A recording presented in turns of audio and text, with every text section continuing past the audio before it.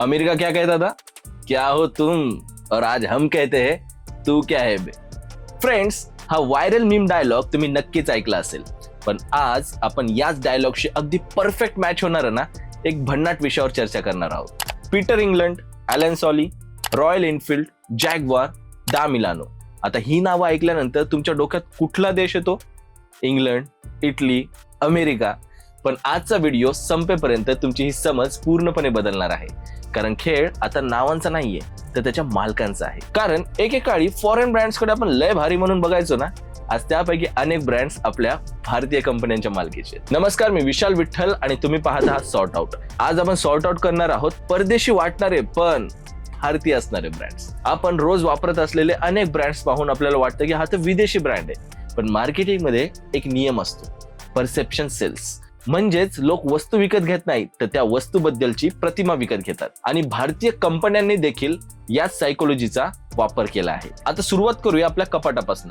Peter England नाव ऐकलंच असेल आणि असं वाटतं की हा इंग्लंडचाच ब्रँड असावा, पण आज भारतात हा brand Aditya Birla fashion retail या भारतीय कंपनीच्या मालकीचा आहे. आता याची मूळची सुरुवात आयर्लंड मध्ये जरी झाली असली ना, तरी भारतीय मॅनेजमेंटनेच त्याला नंबर 1 बनवलंय. म्हणजे आज तुम्ही जो पीटर इंग्लंडचा शर्ट घातलाय ना, त्याच्या मागे एक भारतीय कंपनी उभी आहे, आणि त्याबरोबरच आहे ॲलन सॉली. नाव अगदी ब्रिटिश रॉयल टेलर सारखं, पण भारतात हा ब्रँडही आदित्य बिर्ला ग्रुपच चालवतो. एकेकाळी विदेशी प्रतिमेवर ग्राहकांचा विश्वास होता आणि भारतीय कंपन्यांनी त्याच विश्वासाला बिझनेस स्ट्रॅटेजी बनवले.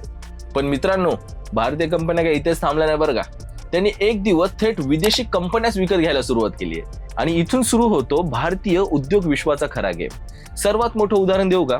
Jaguar land rover. आता 2008 मध्ये जग आर्थिक मंदीत होतं. फोर्ड कंपनीला तर अगदी जॅग्वार आणि लँड रोवर हे विकावं लागलं होतं. त्यावेळी भारतीय टाटा मोटर्स पुढे आली. अनेक परदेशी तज्ज्ञांनी टाटा समूहावर हसत प्रतिक्रिया दिली होती, भारतीय कंपनी एवढा मोठा लक्झरी ब्रँड कसा चालवणार. पण आज तीच डील जगातील सर्वात यशस्वी ॲक्विजिशन डील म्हणून ओळखली जाते. आज जर कुठे तुम्ही जॅग्वार गाडी पाहिली ना, तर लक्षात ठेवा तिचा मालक भारतीय आहे. आणि आता येतो भारतीय भावना जपणारा रॉयल एनफील्ड. अनेकांना अजूनही वाटतं की हा एक ब्रिटिश ब्रँड असावा. खरं तर त्याचा जन्म ब्रिटनमध्ये झाला होता, आणि खरं तर ब्रिटन मधली कंपनी पुढे जाऊन बंद पडली आणि आयशर मोटर्स या भारतीय कंपनीने त्याची मालकी घेतली. आज जगभर विकल्या जाणाऱ्या रॉयल एनफील्ड मोटरसायकली आपल्या चेन्नईमध्ये तयार होतात. म्हणजेच एकेकाळी ब्रिटिश असणारा ब्रँड आज भारताच्या इंजिनवर धावतो. पण जर का तुम्हाला असं वाटत असेल की फक्त कार्स आणि फॉर्मल कपड्यांपुरताच हा खेळ असावा, तर थांबा, कारण पुढचा जो ब्रँड आहे ना, तो तुमच्यापैकी प्रत्येकाने किमान एकदा तरी वापरला असेल. Flying machine. नाव ऐकल्यानंतर असं वाटतं ना की एखादा अमेरिकन डेनिम ब्रँड असेल, पण नाही. फ्लाइंग मशीन हा भारतातील पहिला होम ग्राउंड डेनिम ब्रँड आहे, आणि तो अरविंद लिमिटेड या भारतीय कंपनीचा आहे. जेव्हा आपल्या भारतात विदेशी जीन्स ब्रँड फारसे नव्हते ना, तेव्हा फ्लाइंग मशीनने भारतात तरुणांना जागतिक स्टायलिंगचा फील दिला होता. म्हणजेच अमेरिकन नाव पण भारतीय विचार. आता एक छोटासा प्रयोग करूया. मी फक्त एक नाव सांगतो, दा मिलानो. डोळे बंद करून सांगा बरं, कोणता देश आठवला? बहुतेकांनी इटली म्हटलं असेल, आणि हेच त्या ब्रँडचं सर्वात मोठं यश आहे. कारण दा मिलानो हा पूर्णपणे भारतीय ब्रँड आहे. भारतीय उद्योजकांनी प्रीमियम लेदर मार्केटसाठी हा ब्रँड तयार केला होता. पण नाव, लोगो, स्टोअर्स आणि संपूर्ण ब्रँडिंग अशी केली ना की ग्राहकांना तो इटालियनच वाटायला हवा. मार्केटिंग म्हणजे नेमकं काय असतं हे त्याचं जिवंत उदाहरण आहे. आणखीन एक ब्रँड बद्दल बोलूयात, हाय डिझाइन. नाव ऐकल्यावर असं वाटतं की युरोप मधला एखादा डिझायनर ब्रँड असावा, पण हाय डिझाइनची सुरुवात आपल्या पॉंडिचेरीमध्ये झाली. दिलीप कपूर यांनी छोट्याशा वर्कशॉप मधून हा ब्रँड सुरू केला होता, आणि आज त्याच ब्रँड्सचे वॉलेट्स आणि बॅग्स अमेरिका आणि आशियातील अनेक देशांमध्ये विकले जातात. म्हणजे भारतात जन्मलेला हा ब्रँड आज जगभर फिरतोय. आपल्यापैकी बरेच जण मॉलमध्ये शॉपिंग करतात, तर वेस्ट साइड मध्ये नक्कीच गेले असाल.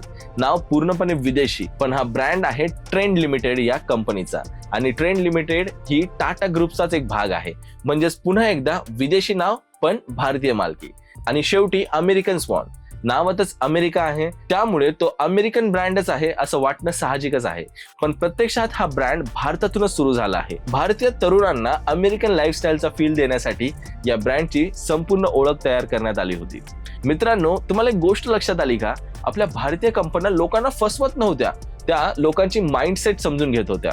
त्या काळी ग्राहक विदेशी नावावर जास्त विश्वास ठेवत होता, म्हणून भारतीय कंपन्यांनी त्या भाषेत त्यांच्याशी संवाद साधायला सुरुवात केली. आणि आज परिस्थिती इतकी बदलली आहे की भारतीय कंपन्या फक्त विदेशी नाव वापरत नाहीत, तर जगातील विदेशी ब्रँड्सही विकत घेत आहेत.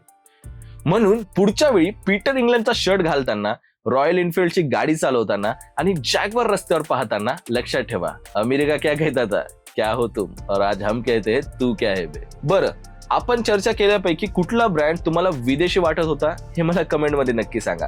व्हिडिओ आवडला असेल तर लाईक आणि शेअर करा आणि अशाच भन्नाट व्हिडिओसाठी आपल्या चॅनलला सबस्क्राईब करायला विसरू नका. मी विशाल विठ्ठल आणि भेटूया पुढच्या व्हिडिओमध्ये. धन्यवाद.